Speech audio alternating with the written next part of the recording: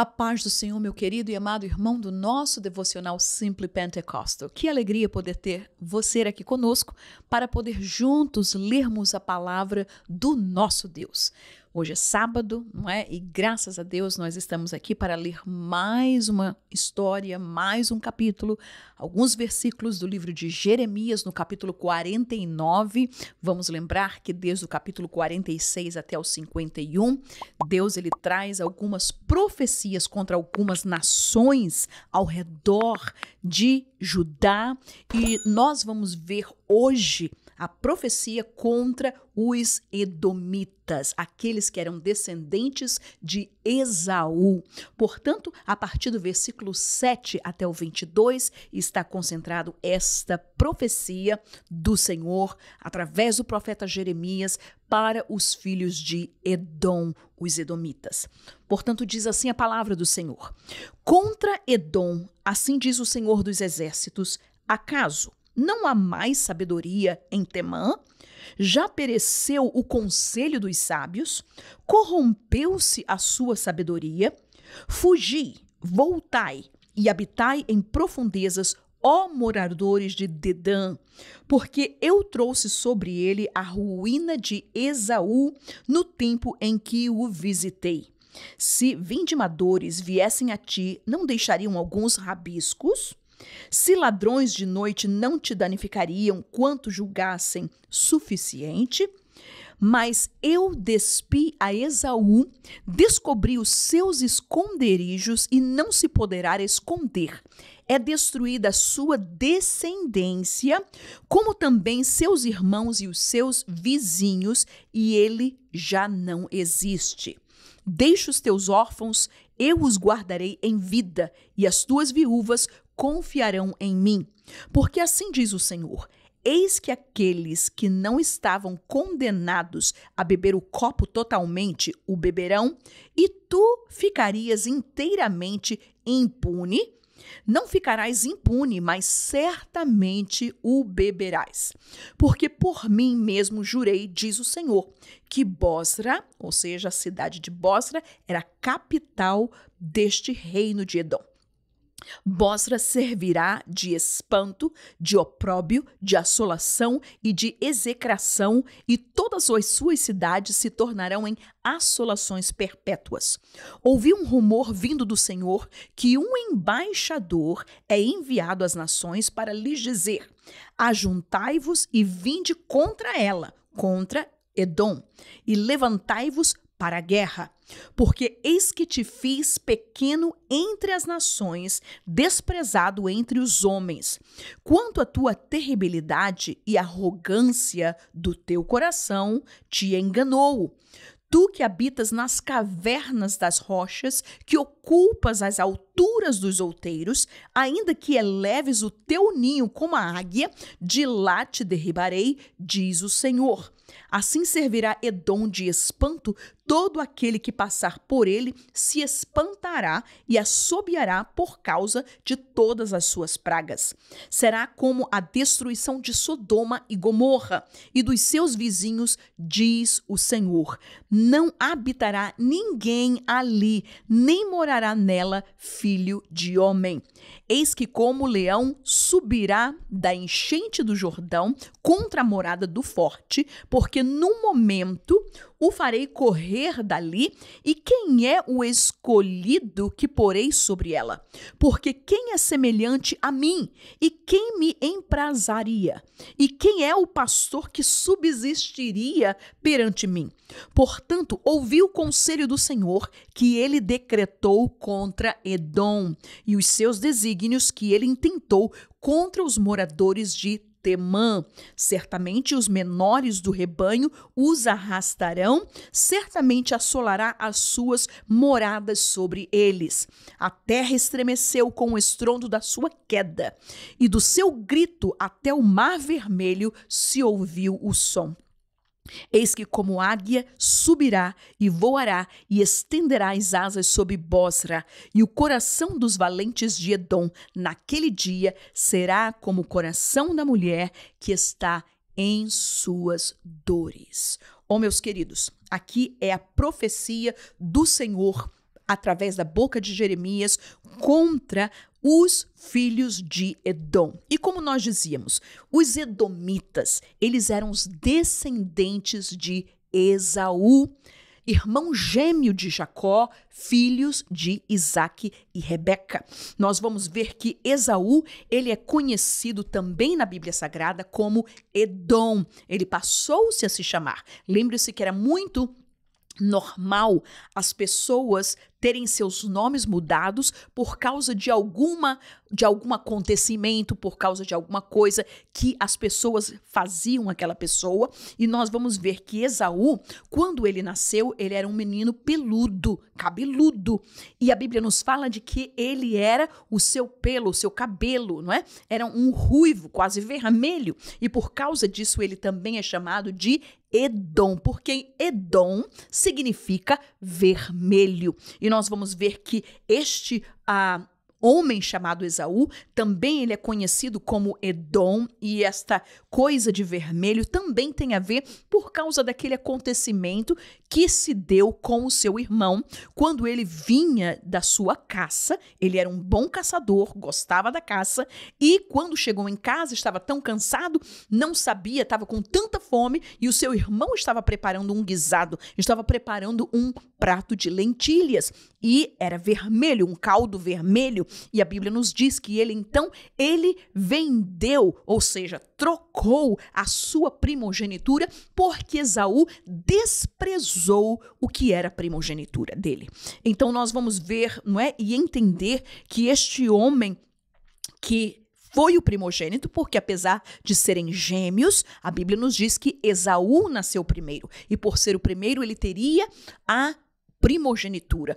A primogenitura dava a ele não somente uma honra diante dos seus irmãos, não somente ele recebia a maior parte da herdade que era do seu pai, dos bens do seu pai, a pessoa tinha uma preeminência sobre os demais da sua família. Entretanto, a Bíblia fala que naquele momento, Esaú, ele desprezou a sua primogenitura. Ele mesmo diz, a Bíblia Sagrada nos revela, dizendo que ele disse: para que me servirá a minha primogenitura? Ou seja, eu estou com fome agora. Ele era uma pessoa imediatista. Eu estou com fome, eu estou com um problema agora. E o que vai adiantar uma primogenitura que eu somente vou alcançar depois que o meu pai morrer?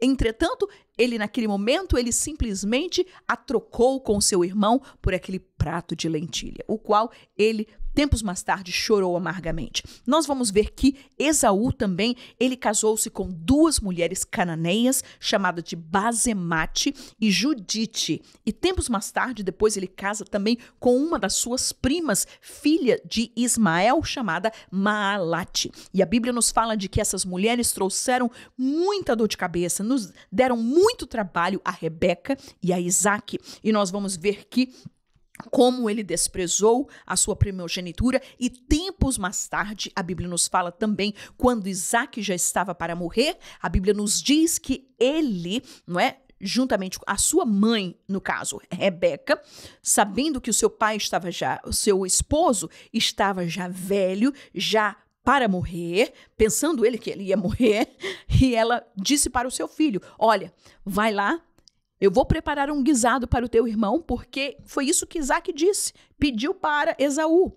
Vai, faz uma caça, faz um guisado, porque para que eu coma e morra. Isaque estava pensando que ele iria falecer, e Rebeca, ao escutar isso, como ela tinha mais apreço a Jacó, porque Jacó era um homem da tenda, era um homem que estava sempre ali junto com a sua mãe, quando Esaú era um homem de caça, era um homem que estava, e a Bíblia nos diz que Isaque amava a caça. E a Bíblia nos fala também que então, quando isso aconteceu, Rebeca, ela juntamente com Jacó, fizeram aquela trama que cobriram os braços de Jacó, porque Jacó era um homem liso e Esaú um homem cabeludo, e vestindo as suas roupas, foi e deu aquele alimento, aquela guisado para o seu pai, enganando-o assim, porque ele estava com as suas vistas escuras, já não podia ver direito. E a Bíblia nos fala que então Isaque abençoou a Jacó, pensando que estava abençoando a Esaú. Quando ele chega, que ele tudo acontece e ele sabe daquele feito. A Bíblia nos fala que Esaú prometeu no seu coração de matar o seu irmão, e é por isso que Jacó ele tem que partir para Padã-Arã para poder estar com a família da sua mãe, para que ele não pudesse morrer pelas mãos do seu irmão. E nós vamos ver que durante 90 anos estes jovens são inimigos um do outro, até que quando Jacó ele volta de Padã-Arã, a Bíblia nos fala que no Vale de Jaboque ele tem um encontro com Deus e existe uma reconciliação entre Esaú e Jacó. Entretanto, nós vamos ver que os descendentes deste homem chamado Esaú ou Edom, no entanto, foram inimigos de Israel o tempo inteiro.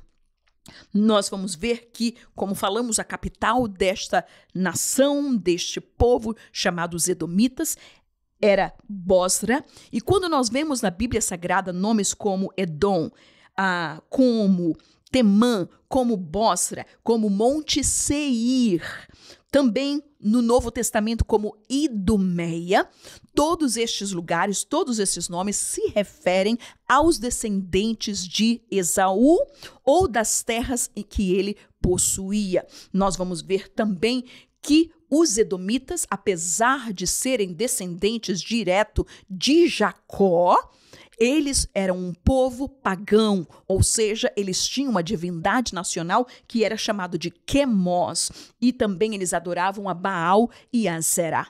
Então nós vamos ver que este povo, dentro das suas gerações que prosseguiram, foram pessoas que terrivelmente perseguiram a Israel. E por isso nós vamos ver que não somente Jeremias, Isaías, Ezequiel, Obadias, Malaquias, eles proferem profecias contra os edomitas por causa de pelo menos 3 eventos que aconteceu com o povo de Israel e os edomitas. Nós vamos ver que a primeira coisa, quando o povo de Israel, eles saem do Egito e eles estão entrando em Canaã, o caminho mais rápido seria passar, não é? Porque Edom estava ao sudeste de Israel, junto ao Mar Morto.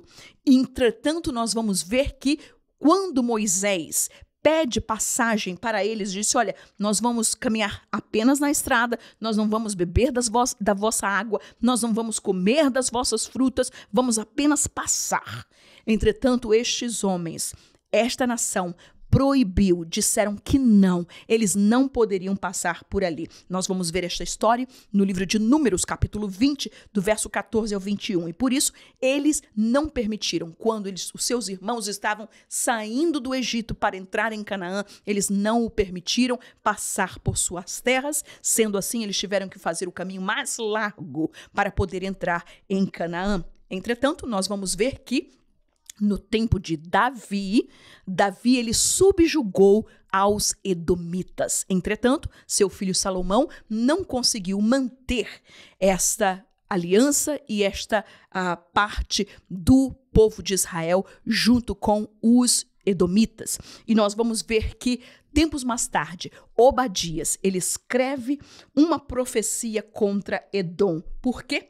Porque durante o tempo daquilo que nós estamos falando no livro de Jeremias, quando Babilônia entra em Judá e muitos dos de Judá começam a fugir e eles vão pelas terras de Edom fugindo, a Bíblia nos fala que os edomitas, em primeiro lugar, eles não ajudaram o povo de Judá.